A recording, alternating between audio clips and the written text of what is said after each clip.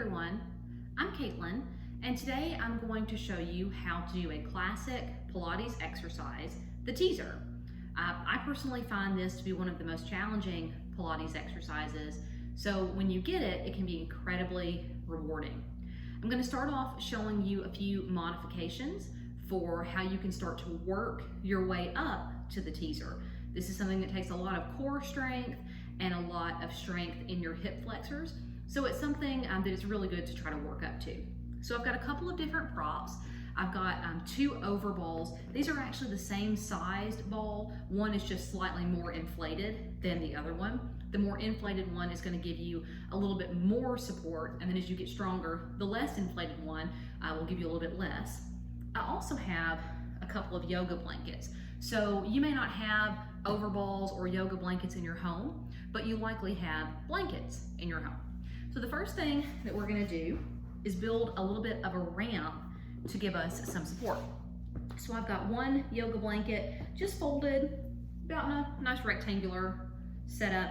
Then I've got my other one, I'm gonna fold it until it's about this thick, and I'm gonna put it in the middle of that first blanket. I'm gonna sit just behind my sits bones and scoot up until I can feel just the tops of my glutes touching up against the bottom blanket. Then I'm gonna bring this blanket, the top one, just a little bit closer to me and kind of lean into it and feel some good support. So we start off with our knees shining up to the ceiling, our feet hip distance apart, and we have to pull in that low belly. Already we're working really hard, but again, we've got some good support. So we can start off doing marches. You can hold on behind your thighs, stay away from the knee joint, and you can use your hands if you need to help you lift and lower your legs. Now what you're trying to do here is really use the psoas muscle to help lift your leg at that hip crease, staying away from any kind of extra bend in the knees. You want to keep the same bend in the knee the whole time. So this is progression one, lifting, presenting that chest, pulling in that low belly to protect the low back. Once this is going well, your next progression is going to be to lift and hold and lift and hold. Now, this is a lot of work. Pulling in that low belly, you can use your hands to help you hold here. Pull it in, and then you can rest it down, bringing everything back up. Take a rest, shake out those hip flexors. Your next progression will be to lift both of those legs up to a tabletop position, and then remove your hands, pulling in that low belly. Very good. Lift that chest nice and proud, and then you can set everything down. Now, your next progression, once you've graduated from your ramp, and I would suggest that you spend maybe 10 practices, 10 classes, 10 days working through this progression, and there are other low belly exercises that you can do to really help you increase this strength, but don't feel like you only need to spend one day with your ramp. Once you've progressed from your ramp and you're ready to try to take it up to the next level,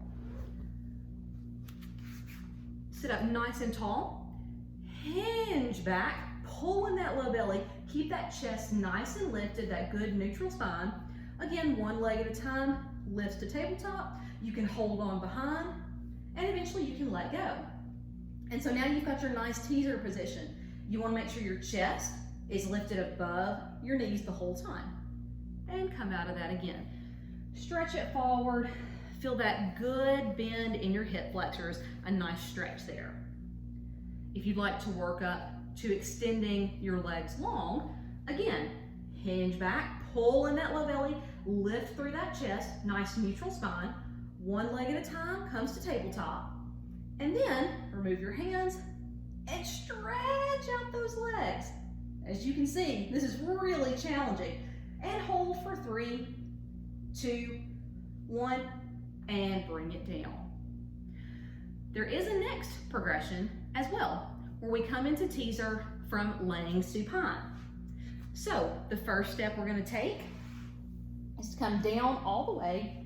Make sure you have your nice neutral spine once again, heavy tailbone on the mat, slight lift in the low back, mid back is heavy on the mat, and the hands are pressed into the mat.